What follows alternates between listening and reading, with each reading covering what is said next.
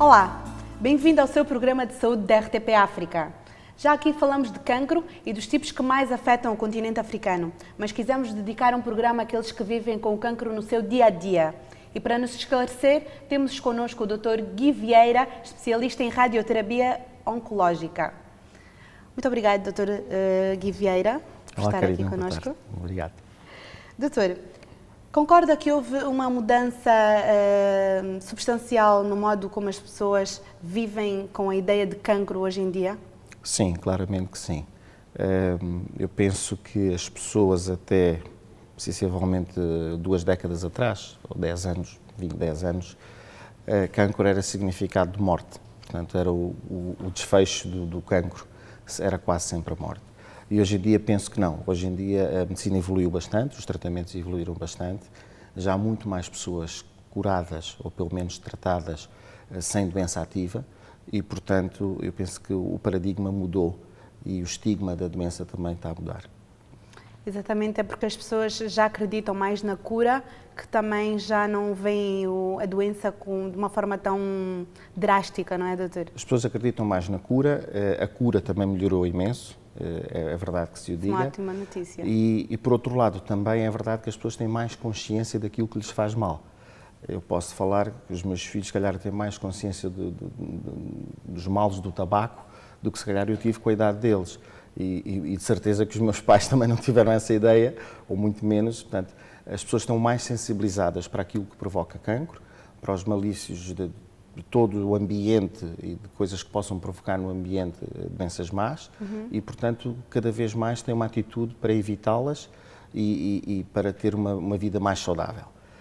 Por outro lado, e para as pessoas que infelizmente têm a doença, a cura realmente melhorou muito e hoje já se consegue tratar muita gente. Doutor, pelo facto da cura ter melhorado bastante, se calhar levou também os profissionais de saúde no momento de darem a informação, a passarem a mensagem de que o doente tem realmente a doença, o cancro, a serem se calhar diferentes, né, na passagem da mensagem, mais Sim, é verdade calmos, que não só nós estamos mais esperançados e temos mais esperança do que teriam os nossos colegas há uns anos atrás, como também é verdade que a informação que é passada ao doente também mudou muito. Dos tempos para cá, eu recordo-me que talvez... Isso muda tudo? Isso muda tudo. A atitude é uma coisa muito importante em oncologia, principalmente para quem tem o cancro. Tem que se ter uma atitude positiva. Eu costumo dizer aos meus doentes, e é um pouco verdade, claro que isto é empírico e que não há nada que possa sustentar cientificamente, mas uma pessoa que seja pessimista e que diga que eu vou morrer com este cancro, mesmo que tenha um cancro no estadio inicial e potencialmente curável, as coisas correm mal. E quando que já vi pessoas com doença muito alastrada e que nós fazemos todos os esforços para a tratar, com a parte psicológica conseguir dar a volta e conseguir vencer. Com muita força, não é? Sim, é importante. Doutor, e a importância dos amigos e da família no acompanhamento do doente que sabe agora que tem cancro é muito relevante? É muito relevante, é fundamental mesmo. Eu diria que uma pessoa estar a fazer um tratamento de oncologia, de quimioterapia ou de radioterapia sozinho, sem estar perto do seu ambiente familiar, com a sua família, com os seus amigos, daquilo que mais gosta, é extremamente diferente ou difícil, muito mais difícil. E é totalmente diferente fazer um tratamento de radioterapia estando a semana inteira sozinho, numa unidade hospitalar, numa cidade completamente diferente e por vezes até agreste, não é? Do que estar no seu meio ambiente a fazer, portanto, o tratamento. Por vezes até às vezes comparava o que seria para mim ou para a Karina por colocarem-nos em Tóquio a fazer um tratamento que o que é que fosse. Há pessoas que vêm do campo e que não estão habituadas sequer a estar numa cidade. E até pessoas que vêm mesmo de países ou de países africanos, diferentes, países africanos também, por exemplo, em que de repente caem nesta realidade totalmente diferente, o clima diferente, as pessoas diferentes, e ainda estarem a combater esta doença por si só. Portanto, eu acho que o apoio da família é fundamental. Obrigada, doutor. Vamos interromper por um instante a conversa, fazer uma breve pausa no nosso debate para lhe dar alguns dados sobre esta doença no mundo. Assista à peça e depois não deixe de ver a continuação da nossa conversa. A primeira descrição da doença a que agora chamamos cancro foi feita no Egito 3000 anos antes de Cristo e já nessa altura se dizia que não havia cura. Mas foi durante o século XXI que o desenvolvimento da anestesia e o uso do microscópio permitiram o nascimento da oncologia científica. Hoje em dia existem vários tratamentos para o cancro, desde a cirurgia de remoção do tumor, radioterapia e quimioterapia, entre outras. Os tratamentos são cada vez menos agressivos, mas não estão disponíveis para todos os casos ou em todos os países. Além disso, muitas pessoas que são tratadas ao primeiro cancro acabam por ter de voltar ao hospital para o tratamento de metástases que entretanto se formaram, resultado de células malignas que se desprendem no tumor inicial e se instalam noutras partes do sistema. Atualmente, sabe-se que mais de 30% dos cancros poderiam ser evitados através de uma dieta saudável, da prática de exercício físico e do corte do tabaco. No entanto, estima-se que em 2030 mais de 15 milhões de pessoas sejam afetadas por esta doença. Sem alguma dúvida, podem enviá-la para o nosso Facebook. Esta semana, a Filipa Nogueira enviou-nos uma questão sobre o cancro.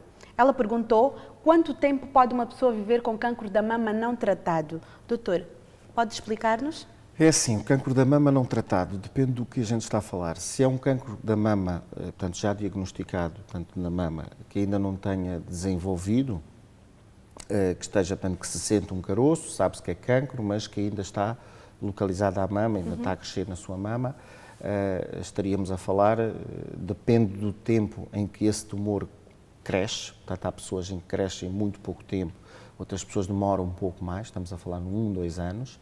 A tendência estágio, né, em que se encontra. Sim, ainda em crescimento dentro da mama. Normalmente, 1 a 2 anos depois, os tumores da mama têm tendência a crescer para fora e a fazer uma ferida. Portanto, fazer uma ferida que sangra muito e que cheira terrivelmente mal. Enquanto o tumor estiver na mama, nós estamos a falar em 1, 2, 3 anos. A partir do momento em que o tumor se espalha pelo corpo todo, em que atinge os pulmões, as metástases, né, que se ramificam, para o pulmão ou para o osso, para o fígado, estamos a falar de uma esperança de vida muito mais curta, estamos a falar em 3, 6 meses. Portanto, depende daquilo, depende do que é que portanto, a nossa telespectadora pretende, exatamente. Doutor, e o dia-a-dia de um doente com cancro, como é? O dia-a-dia de um doente com cancro é um dia extremamente... Digo em termos de fazer alterações, sim, quer alimentares, o cancro quer em si provoca, hábitos. o cancro em si provoca cansaço. Portanto, aquilo que normalmente, e a atividade que normalmente nós fazemos, enfim, a que estamos habituados, não é? E que não nos sentimos cansados, para um doente oncológico não é propriamente assim. Portanto, a pequena atividade de ir lavar a louça, de ir buscar as chaves, de ir abrir o portão, de ir a atividade de casa, por exemplo, se estivermos já numa fase avançada da doença, é um dia-a-dia penoso. Em relação ao doente que tem cancro e que está nos seus tratamentos, portanto, durante a fase do tratamento, e depende do tratamento que está a fazer, se estamos a falar da quimioterapia, estamos a falar ali uma semana após o ciclo de quimioterapia, em que as pessoas normalmente passam mal, que é como costumam dizer, ora porque provoca vómitos, ora porque faz cair o cabelo, ora porque provoca diarreias e, portanto, tem ali uma baixa das defesas e as pessoas sentem-se realmente muito cansadas e muito em baixo. Depois costumam recuperar, aí na segunda semana de tratamento, e depois depende dos ciclos que estão a fazer, qual é a sequência de ciclos, portanto, se fazem de 3 em 3 semanas ou se fazem de 2 em 2 semanas. E temos este repetir de sintomas que normalmente se vão agravando com o decorrer dos ciclos. Portanto, as pessoas costumam aguentar muito bem os primeiros ciclos e os últimos ciclos já não é tão porque já vêm com os sintomas acumulados, não é? Em termos de radioterapia, o tratamento de radioterapia é um tratamento fácil de se fazer, não dói nada, não se sente nada, mas isso é no dia-a-dia, portanto é um tratamento diário. O que acontece é que, por exemplo, ao fim de 3, 4 semanas, começamos a ter os efeitos secundários da radioterapia. Que são? Por exemplo, se estivermos a fazer um tratamento de barriga, seja próstata, seja colo do útero, seja reto, estômago, estamos a falar em diarreia, estamos a falar possivelmente se irradiarmos o estômago em vómitos, estamos a falar em perder muitos líquidos e as pessoas sentem-se um pouco mais cansadas. Se estivermos a falar na mama, estamos a falar essencialmente na queimadura da pele. ou seja, a radioterapia é radiação, não é? No fundo é como se fôssemos um bocadinho à praia todos os dias e, portanto, queima. Obviamente que não queima tanto quanto queimava a bomba de cobalto, portanto que as pessoas até diziam que iam fazer queimas, mas há que ter cuidados com a pele e há que ter cuidados, portanto, com toda aquela zona. Põe-se alguma proteção, sim, doutor? Sim, põe-se cremes hidratantes, várias vezes ao dia, pouca quantidade cada vez. Mas não na altura da radiação? Não na altura da radiação. Na altura da radiação convém que a pele esteja seca. Queimar. Para não queimar, para não fritar. Pois. Não é? Pronto. E depois em relação, por exemplo, a doentes de otorrino, da parte da garganta, aí já é uma radioterapia muito mais difícil de suportar. Porquê? Porque tudo o que é pele por dentro do organismo, portanto, seja a boca, seja o esófago, seja a traqueia, é muito sensível à radiação e, portanto, vai queimar. Dói. No fundo, dói bastante. É como se tivéssemos a boca cheia de aftas e a garganta toda queimada. Mas dói no momento ou dói Não, dói o dia depois? todo. Dói o dia todo.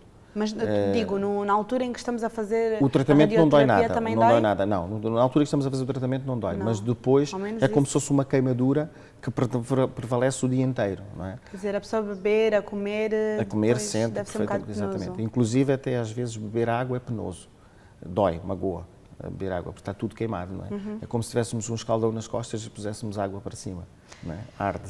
Doutor, e diga-me uma coisa, é normal as pessoas pensarem que normalmente faz-se primeiro a quimioterapia e depois a radioterapia, é verdade? Ou É assim, mito? o grande avanço também no tratamento não foi só em termos tecnológicos, em termos de técnicas, estamos a falar da cirurgia, da quimioterapia, da radioterapia, mas sim aquilo que nós chamamos uma reunião multidisciplinar. O que é esta história da reunião multidisciplinar? Acaba por ser uma reunião que nós temos antes de qualquer tratamento. Portanto, quando o doente é diagnosticado, caso a caso, nós reunimos-nos, a radioterapia, a quimioterapia e a cirurgia e outros especialistas que estejam a ver com essa área e decidimos qual vai ser a estratégia para o combate da doença naquele doente. Ou seja, cada caso é um caso. Cada caso é um caso. E, portanto, há situações em que começamos pela cirurgia, em que operamos e depois fazemos a quimioterapia e depois a radioterapia, por exemplo, na mama, que é aquilo que é mais comum, é a doença que aparece mais e que prevalece mais, portanto, normalmente o que se faz é a operação, depois quimio nas pessoas que têm que fazer quimioterapia, ou radioterapia nas pessoas que têm que fazer radioterapia e, portanto, a sequência é esta. Nos tumores do reto, por exemplo, hoje em dia o tratamento já é o contrário, já é primeiro quimio-radioterapia, e depois a operação a seguir. E, portanto, não é tão linear e cada vez mais nós juntamos a quimio com a radioterapia. Portanto, os esquemas são únicos, são particulares, singulares, cada caso é um caso, não é porque o meu vizinho teve um cancro do reto que tem que ter exatamente o mesmo tratamento que eu tive, mas o que é muito importante é realmente esta abordagem multidisciplinar antes de se fazer qualquer tratamento. E, doutor, e o que é a quimioterapia oral? E até que ponto pode ser feita? A quimioterapia oral não é mais do que a quimioterapia em comprimidos. A quimioterapia é o uso de drogas, ok? Que normalmente... É o que as pessoas mais... temem. As pessoas têm muito medo da quimioterapia. Temem porque a quimioterapia... ou preferem, doutor? Eu creio que deva ser melhor, não? Não, preferem a quimioterapia oral. Oral, que é mais fácil exatamente. de tomar, não é? São comprimidos, as pessoas tomam em casa. Sim. Isto porquê? Porque a quimioterapia normalmente era feita por soros e continua a ser feita por soros, na maioria, não é? E, portanto, as pessoas têm que ir ao hospital.